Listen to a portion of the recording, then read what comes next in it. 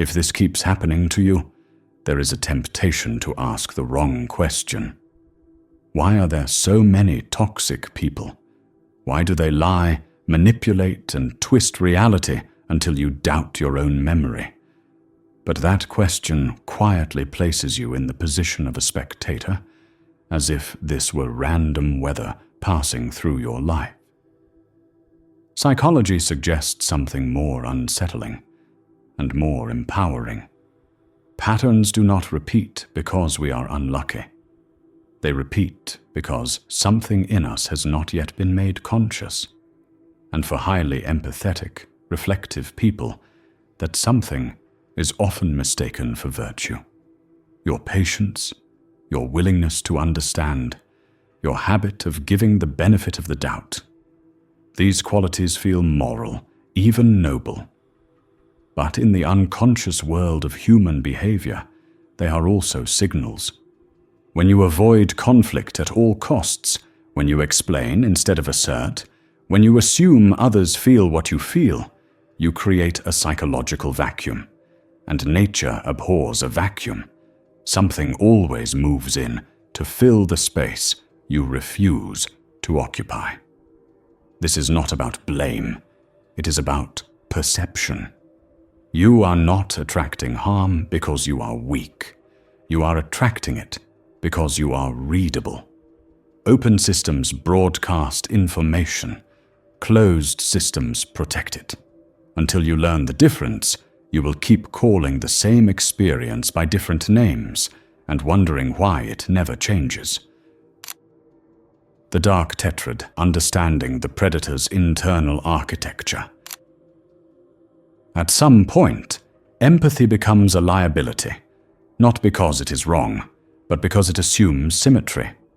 You assume the other person is built like you, that if you explain your pain clearly enough, something in them will respond. But research shows that for a specific group of people, that assumption is dangerously false. Psychology has a name for this pattern. Not toxic, not difficult. A clinical structure known as the Dark Tetrad. 4 traits that cluster together in different combinations, forming a personality architecture optimized not for connection, but for control. Narcissism sits at the surface. It looks like confidence, charm, even leadership. But it is brittle. The moment admiration stops, it collapses into rage.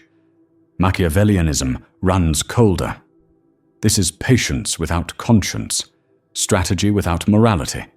People are not relationships to them, but positions on a board. Psychopathy removes the brakes entirely. Little fear, little remorse, high impulse, and finally, everyday sadism, the most misunderstood of all, where your distress is not collateral damage, but the reward itself. These traits are not moods, they are operating systems, and once you understand that, a disturbing clarity begins to emerge. Empathy, dissociation, how they read you without feeling you.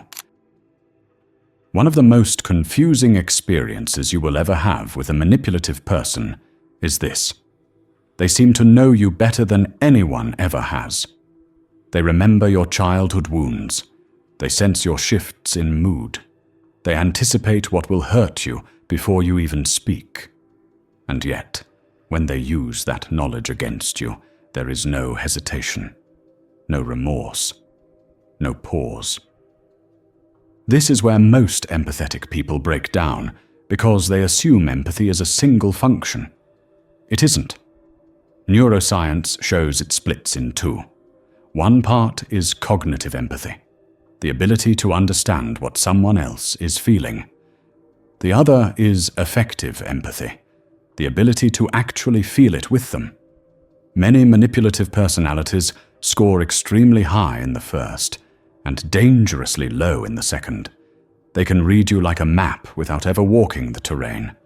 Your pain registers as information, not experience. Data, not distress. This is why the early phase feels intoxicating. They mirror you perfectly. They seem attuned, present, almost soulful. But it is a switch, not a bond. When the switch turns off, the same insight that once felt like intimacy becomes a weapon. They don't misunderstand you. They understand you precisely. And that is what makes it so devastating. The selection mechanism. Why high empathy? People are targeted. Once you understand their internal structure, the next question becomes unavoidable. If they lack emotional depth, how do they find you so reliably?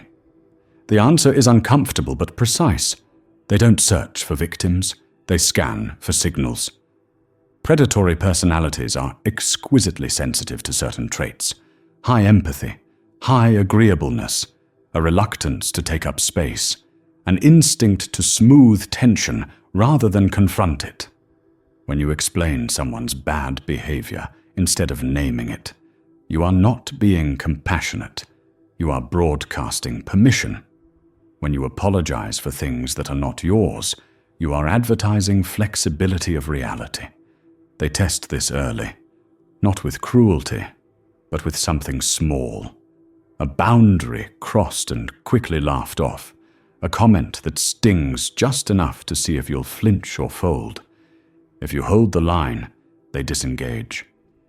If you rationalize it, if you doubt yourself, you pass the test. From there, the trap is set through unpredictability. Warmth appears just often enough to keep hope alive. Coldness arrives without warning. Your nervous system begins to chase relief. This isn't love forming, it's conditioning. And by the time you realize it, your empathy has already been turned into the lock they designed the key for. Trauma, bonding and brain change when love becomes neurochemical entrapment. By the time you realize something is wrong, your mind no longer feels like a reliable place to stand. Thoughts blur. Memory fragments. You replay conversations endlessly, trying to locate the moment everything shifted. This is not weakness. It is biology responding to prolonged emotional threat. What you are experiencing is not attachment in the romantic sense. It is a trauma bond, a neurochemical loop driven by intermittent reinforcement, the same mechanism that underlies addiction. When warmth and cruelty alternate unpredictably, your brain releases dopamine not for connection, but for relief. You are no longer seeking love. You are seeking the cessation of pain. Neuroscience helps explain why leaving feels impossible. Chronic emotional abuse has been shown to alter the brain structure. The hippocampus, responsible for memory and context, begins to shrink under sustained stress. At the same time, the amygdala becomes hyperactive, keeping you locked in fight or flight. Clarity disappears. Fear becomes ambient. Gaslighting completes the trap. It isn't simple lying. It is the slow erosion of your internal reference point. Over time, you stop trusting your perceptions altogether. And once that happens, escape doesn't feel dangerous. It feels unthinkable. Detachment, not healing, is the exit. At this stage, many people reach for the wrong solution. They try to heal the relationship, to explain more clearly, to love harder.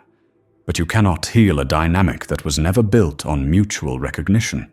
You are playing for connection. They are playing for control. Those are different games, with different rules. The exit is not forgiveness, and it is not revenge. It is detachment.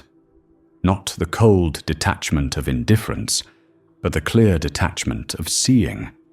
When you stop asking, why did they do this to me, and start asking, what system am I looking at, the spell begins to break. Anger still keeps you bound. So does hope. Clarity does not. This is where perspective shifts. Their rage becomes narcissistic injury. Their lies become strategy. Their cruelty becomes stimulation seeking. None of it points back to your worth. It points only to their structure. A machine doesn't hate you when it malfunctions. It simply does what it was built to do. You are not targeted because you are weak. You are targeted because you carry warmth, depth, and psychological resources they lack.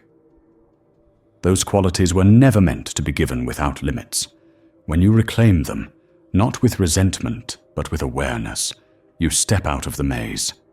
And once you see the maze, you are no longer inside it.